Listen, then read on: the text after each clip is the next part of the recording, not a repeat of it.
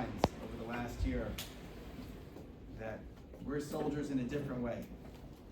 And there are soldiers that you're saying tell them for, and that's how one of the ways that we are doing our part. Those seniors who went on October 7th, other things that you have each accepted upon yourselves throughout the year, and there are so many things going on that people are doing, individuals are doing on behalf of Klal Yisrael, on behalf of what's going on in Israel, to show our support, to show that we're there with them, to show that wherever they go, they're not alone.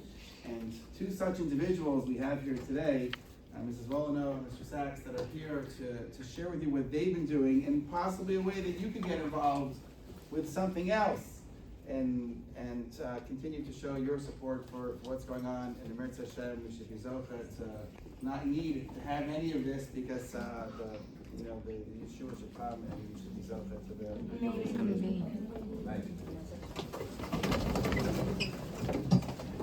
Thank you, Rabbi. I'm a big supporter of your school, as is my husband. We're very privileged to be. I feel privileged to be here with you today. There's an old saying that we should live in interesting times. And many people think that that's a Chinese saying, but actually it came from the British in the 1800s. And most recently it was used by Robert Kennedy. The Jews have always lived in interesting times. Sometimes good times, sometimes bad times. As you all know, we're living in very interesting, very challenging times now. And in the state of Israel, it's an existential time for the state of Israel, a very challenging time. Many of you know IDF soldiers. Many of you have relatives in Israel that are serving in the army. Many of you have friends who have made Aliyah who are serving in the army. Many of you know lone soldiers who are serving in the army. And each of us has an opportunity. There's a word that's the word agent. The word agent means someone who is able to do something on behalf of a cause. This gentleman here, Ivan Sachs, many of you know him. You also know him as Agent Ivan, because he's taken on the cause of being an agent on behalf of a cause. And when you're an agent, you have the ability to have agency. Agency meaning your ability to do something on behalf of others. So when you women have the ability to have agency, to do something on behalf of the IDF soldiers, you and your families. And that's why I'm here today with Ivan, to be able to have Ivan, Mr. Sachs, talk to you about what you and your families can do on behalf of the IDF.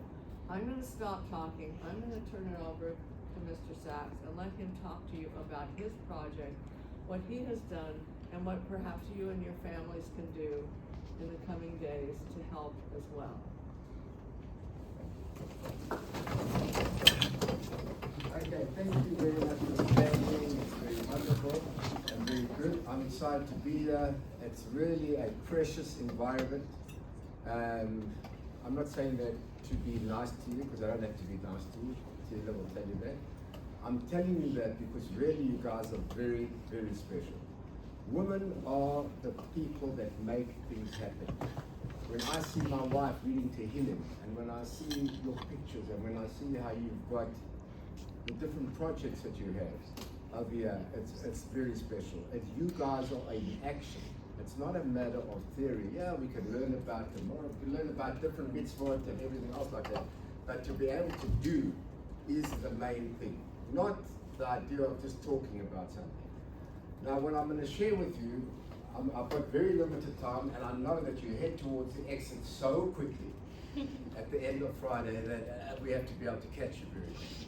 If you could pass these out, and while they're getting passed out, I'm going to talk about it. I had a friend of mine by the name of Jules Kaplan, who lives in Melbourne, Australia. And he's a very good artist, and he does all the parashot. he does a parasha, and he does a picture for every week.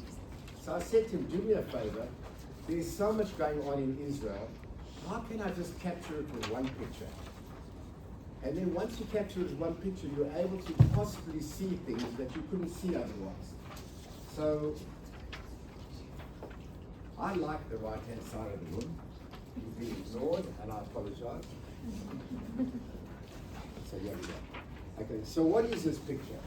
This picture shows you all the different parts that are affected going on in Israel. So you look at the picture and you'll say, oh wow, I can see the rabbi over here officiating maybe a funeral.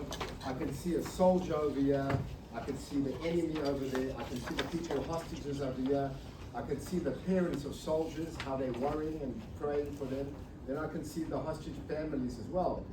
And so this over here gives you a very, very good overall picture. Now when you look at an overall picture like this, I left you a border. And why I left you the border, because you've got homework, you'll write in the border what you see on the picture. Now why did I do this? Because I know that most people don't do anything, but they all want to do something. So today's talk is about how can I do something practical and helpful. So now we've got this whole incredible maze in our head of all these different things that you can do. So I thought I wanted to introduce you to a friend of mine. You probably haven't met him or her. I don't want to be judgmental. It's probably Mesorah, it's probably a her. And the name is Dumpy.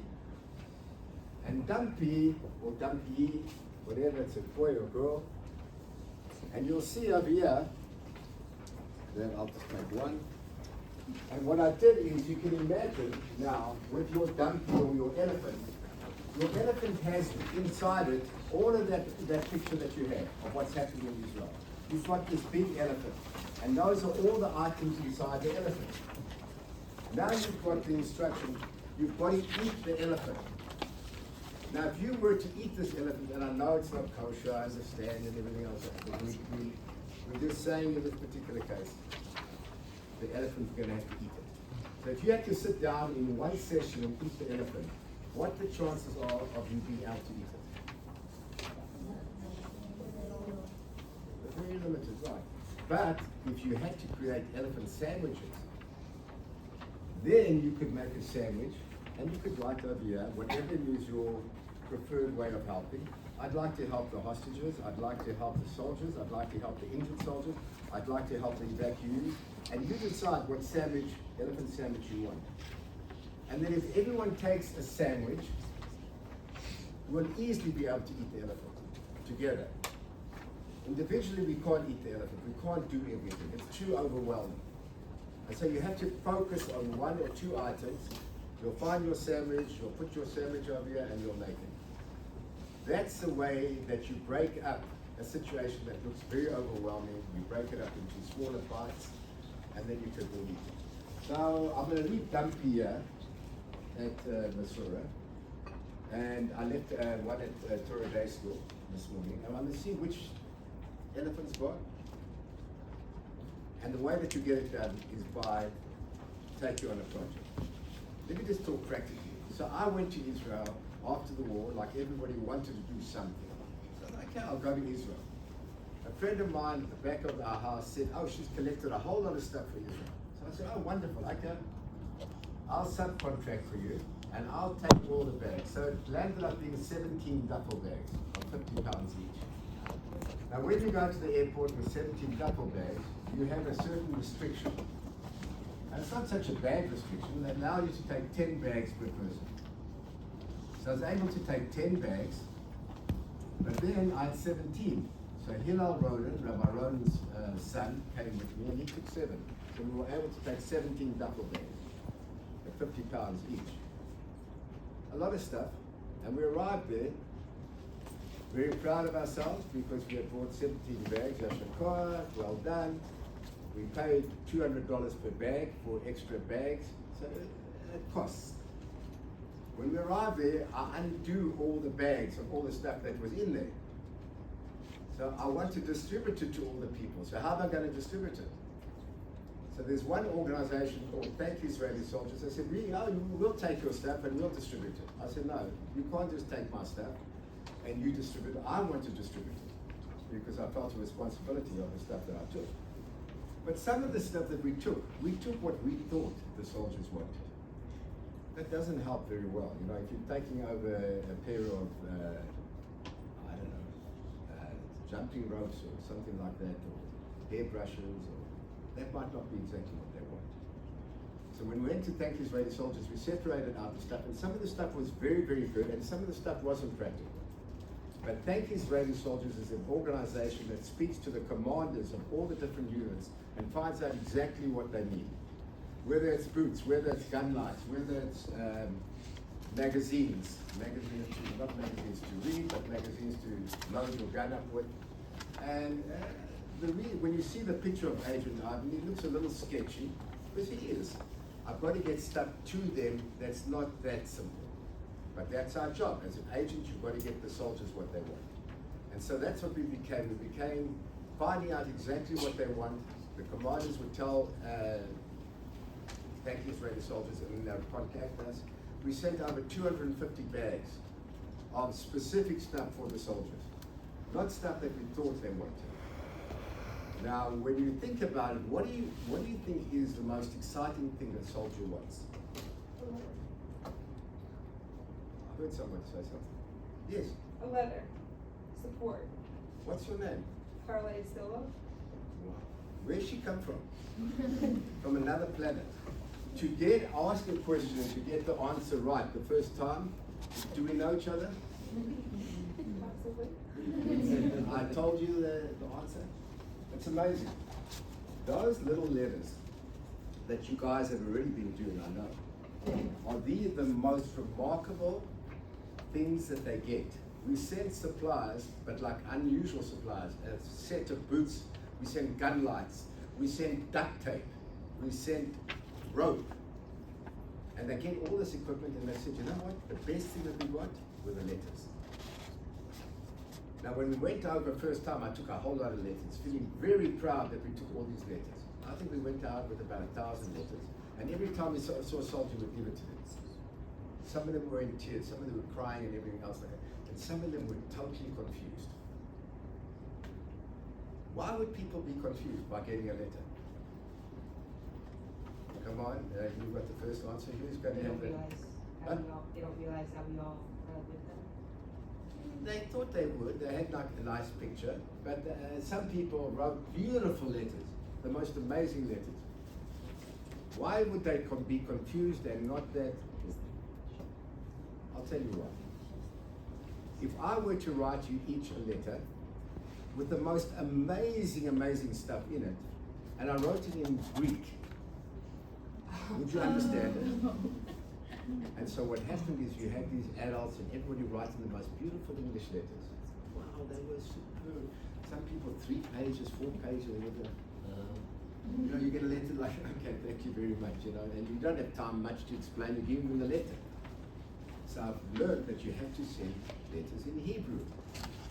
And so we've got a format of a letter that I've got for you. You may have got it already, I don't know if you have, or you haven't, but you can take them home. I've got them in PDF format as well. But there's an English part over here. There's a Hebrew. You can put your thing and then you can draw a picture. Pictures, by the way, are the most meaningful. But I cannot begin to tell you the greatest joy that I saw soldiers get was out of a letter. Simple letter. You think like, come on, what is a children's letter? That's what captures the heart. And the reason why it captures the heart is it's so pure. Get a 2-year-old, 3-year-old drawing a picture. It's just incredibly impressive. So I thought I'd talk to you about duct tape. Do you know duct tape? What is duct tape? Duct tape. What do you use it for? Anything? Okay. Is anyone prepared to be a person, what do you call it, a person that's prepared to play along with you something? A volunteer. Oh, they call them volunteers. Anyone want to be a volunteer? Okay, good. That's exactly who I wanted. Had to be in pink. Oh, obviously. I knew. We planned this before. Exactly. Okay. So what I want you to do, Okay, I've got the detonator. Okay, please go to the wall over there. Over here?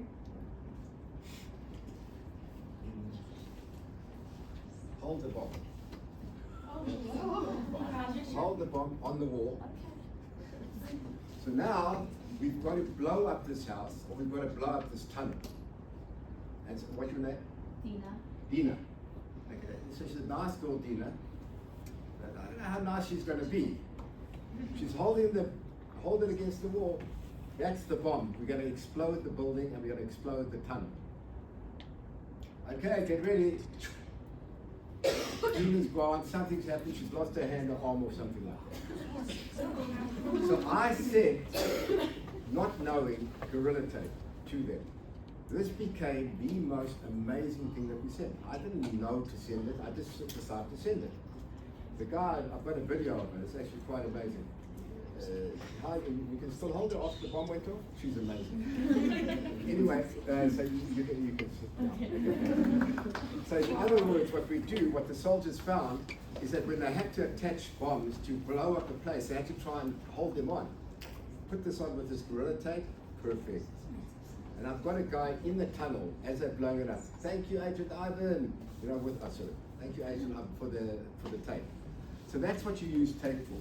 You don't know what you're going to use for. What do you use rope for? Huh? Securing and holding it down. Okay, you guys could have been in the army.